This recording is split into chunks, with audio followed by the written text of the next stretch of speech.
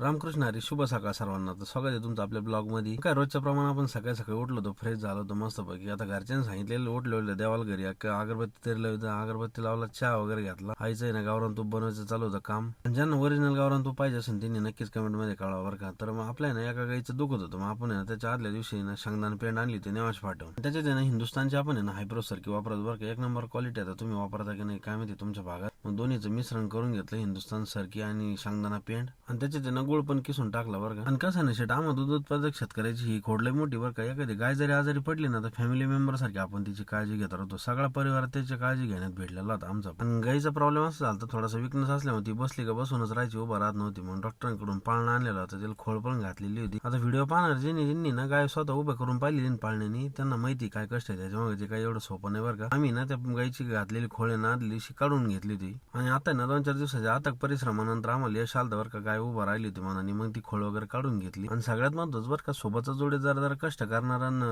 कुटुंब व्यवस्थितरित्या सांभाळणार असला ना तर कामाचं काही टेन्शन नाही वाटत बरं का. आता माझ्या मग एवढी बायकी बाहेरची धावपळ असून सुद्धा ना घरी थोडासा वेळ दिला ना तर मॅडम आमच्या लय सहकार्य करीत राहते मला. मग काढलेली खोळ आम्ही ना स्टँडवरती टाकून दिली. आणि कसं आहे ना, दूध उत्पादक शेतकऱ्यांनाच माहिती बरं का या गोष्टीची काय किंमत आहे. कारण की गाय ना आता 9वा महिना चालू होता तिला, आणि त्यातल्या त्यात ती बसली होती. काय वाईट परिस्थिती झाली ती ना का बाहेर. मग काय ते गायचं पाहून आवरला नंतर मग गाय पिळायला चालू केलं. मग काय त्याच्यानंतर आपल्याला आवरून आहे ना मंदिरात जायचं होतं बरं का. आणि कसं असतं ना, काही गोष्टी किती जरी वेळ झाला ना तर जर भेटला ना वेळ तर मंदिरात जायचं आपण काय कंटाळा करत नसतो. कारण काय ना तिथूनच सगळ्या काही गोष्टी सुरुवात होत्या बरं का. मग काय त्याच्यानंतर आपण आलो होतो मंदिरात बरं का. ते आमच्या गावचं संकटेश्वर देवस्थान आहे, महादेवाचं एकदम जागृत देवस्थान आहे बरं का. आता सगळ्या गावाला याची प्रती जी आहे, जे काही बाहेर गावचे लोक येऊन गेले तिथं काहीतरी मागणं मागितलं त्यांचं पूर्ण झाल्याशिवाय काय राहिलेलं नाही बरं का. आणि जर कधी आले तर आपल्या गावात नेवर गावात तर नक्की भेट द्या मंदिराला. मग काय दर्शन करून आपल्याला जायचं होतं गावात, दर्शन वगैरे केलं मग निघालो होतं आपण परत गावात जायला. आणि कसं आहे ना, सगळ्या तरुण पोरांना मग एक सांगणं बरं का, सूर्य उगवण्याच्या बरोबरीने उठण्याची शक्यता आहे ना तयारीच ठेवा. काही काम असू नाही तर नसो, काय राहतं वेगळीच इन्स्पिरेशन राहते सकाळच्या वातावरणात. आणि नक्कीच तुम्हाला तर कुठंतरी काहीतरी लढण्याची उमेद नक्कीच तयार करून जात राहते सकाळचं वातावरण. कसं आहे ना, प्लांटर यायला उशीर झाला त्याच्यामुळे लोक येऊन थांबलेले होते, वाट पाहत होते बरं का आपली. मग गेले काही एसटीने पाणी बिणी मारला आपण बाहेर. आणि कसं आहे ना, शेवटी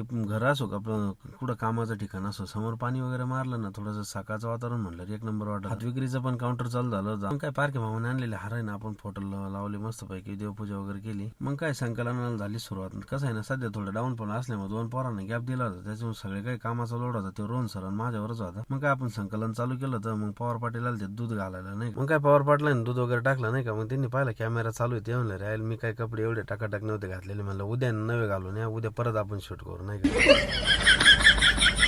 आणि कसं आहे ना, सगळे संकलनाची सिस्टम ऑनलाईन आहे बरं का. मग तिथे काही विषय नाही बरं का, कागदपत्र लिहायचं काही. लगेच शेतकऱ्यांना दूध टाकला का लगेच त्याची क्वालिटी आटा टाकला की लगेच मेसेज जातो शेतकऱ्याला. त्याच्यामुळे विषयच नाही राहत परत त्या गोष्टीकडे पाहायचं. मग काय थोडी प्लांटवर गर्दी कमी होती दुधावाल्यांची. मग म्हणलं तवर आहे ना आपण जार वगैरे घेऊन जाऊ आपण. मग काय आपल्या स्कूटीवर जार टाकला मग निघालो होतो आपण काळे मामाकडे जार भरायला. कसं आहे ना, आमच्याकडे 5 रुपयात जार भरून भेटत बरं का. मग तुमच्याकडे किती रुपयात भेटत होते नक्कीच कमेंट मध्ये. काय तिथं आपण जार भरून घेतला मस्तपैकी 5चा कॉईन टेकून दिला, मग आलो होतो वापस प्लांटवर. मग पाणी गार होतं एकदम मस्तपैकी, म्हणलं 2 घोट प्यावा नाही का एकदम कडक मध्ये. मग काय संकलन चालू होतं नाही का. मग एक शेतकरी येऊन दूध टाकायचं काम चालू झालं. मग दूध संकलन चालू, त्याच्याबरोबर अन्नाचं हात विक्रीचं काउंटर पण चालू होतं. मग काय त्याच्यानंतर आपले जोडीदार आले ते दूध टाकायला. मग बसला आम्ही गप्पा मारत नाही तर. मग कसं आहे, दुधाला आल्यावर चर्चासत्र डेअरीवर झाली नाही तर त्याच्यात काय मजाच नाही त्या संकलन केंद्रावर. तुम्हाला काय वाटतं. प्रसाद भाऊने दूध टाकलं नंतर ते म्हणले आता आहे ना तुम्हाला थोडं शूटिंग मध्ये घेतो म्हणलं काय अडचण नाही, धरा कॅमेरा नाही का. मग काय त्याच्यानंतर सतीश बोल त्याचे कांडीचं काय नाही, कांडी कधी येणार म्हणलं थांबा लगेच फोन लावतो. हॅलो, नेवरगाव गाडी किती वाजेपर्यंत येणार आहे.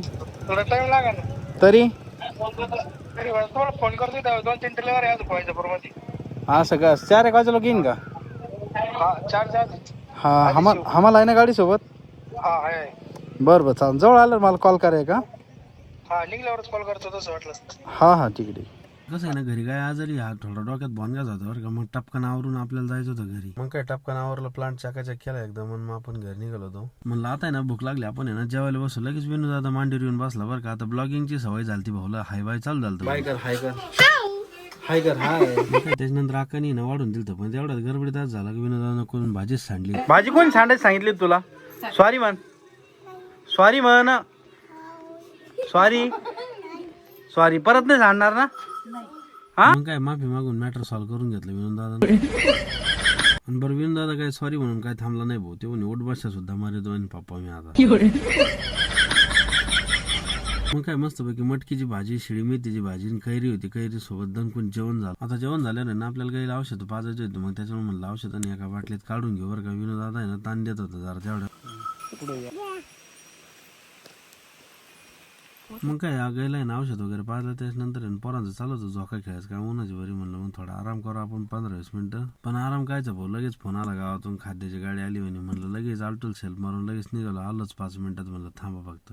मग काय दुपारचा टाइम असला म्हणून चौकात काय जास्त काय गर्दी नव्हती भाऊ. मार्गात सुनसान होतं एकदम. उन्हाळ्याचे दिवस म्हणल्यावर कसं राहतं तुम्हाला तर माहिती. मग काय आपण गेल्यावर तिने लगेच गाडी वळून घेतली. आपण शटर वगैरे उघडून दिलं मस्तपैकी खाद्याच्या गाड्या. मग काय सरकीन कांडी खाली करून घेतली. गाडी खाली झाल्यानंतर डिलिव्हरी चॅनलवर शिक्कन सही देऊन टाकली भाऊला. मग काय त्याच्यानंतर रोहन सर आलते लॅपटॉप घेऊन बरं का. आता लॅपटॉपचा विषय असा होता, आम्हाला ना युट्यूब ब्लॉगिंग साठी लॅपटॉपला मोबाईल जोडायचा होता बरं का. पण उन्हामुळे ना जास्त टेम्परेचरमुळे ना तो पण प्लॅन आमचा फ्लॉप झाला बरं का. आता आम्ही गंज कूलर लावलो होतं फुल करून बरं का. पण तरी पण मोबाईल आणि आयफोन आणि ते फुल गरम झालेलं होतं त्याच्यामुळे. मग त्याच्यानंतर काय थोडा वेळ होता. म्हणलं चला शैलेश भाऊ ना दाढी कटिंग करून येऊ. मग आलो होतो शैलेश भाऊच्या दुकान. मग काय जय भाई आपली ना दाढी कटिंग मी 1 नंबर बनवली होती बरं का. तिथं काही विषय नव्हता. मग त्याच्यानंतर आपण निघलो होतो घरी. येता नाही ना पोरानं कॅडबरी आणली होती. लगेच टावर 1 नंबर आलता बरं का कॅडबरी घ्यायला. त्याच्यानंतर मग चिवतन समर्थ. पण कसं आहे ना दाढी कटिंग करून आलं आंघोळ करायची फ्रेश व्हायची सवय आपल्याला पहिल्यापासून बरं का. मस्तपैकी फ्रेश झालं, कपडे बदलले आणि मग आपल्याला जायचं होतं थोडंसं महत्वाच्या कामाला. आता काम असं होतं बऱ्याच दिवसापासून जायचं होतं आपल्या जोडीदाराच्या वाटलं दुखत होतं भेटायला. पण जाणं काय झालं नव्हतं बरं का. गेले पाहत होतं त्यांचं चालू होतं बेनं खांडायचं काम बरं का. मग काय आपले जोडीदार संजीव भाऊ नाही का, मग त्यांच्याकडे गेलो होतो आपण. तिथे बेनं खांडता भाऊ लगेच उठले होते. ते म्हणले आता ना तुम्ही अरे चहा टाक असला आणि तिथं काही विषय नाही. त्याच्यामुळे तो ब्लॉगचं टायटल ठेवलं होतं आपण, गरीबाला पोरी द्यायला कधीच काय मागं पुढे पाहू नका बरं का. कारण काय ना लगेच हातातलं काम पाडून आहे ना शेतकरी आणि गरीब घरातल्याच लोकांमध्ये माणूस की राधी वर्गात तिथं काही विषय नाही हे तर नक्की. मग काय त्याच्यानंतर येता घरी येता आहे ना आपल्याला झाली संध्याकाळ झाल्यावर मस्तपैकी ना आमरस बनवला नाही ना. मग कोयता मारला. तर कसा वाटला आजचा ब्लॉग नक्कीच कमेंटमध्ये कळवा. रामकृष्ण हरी.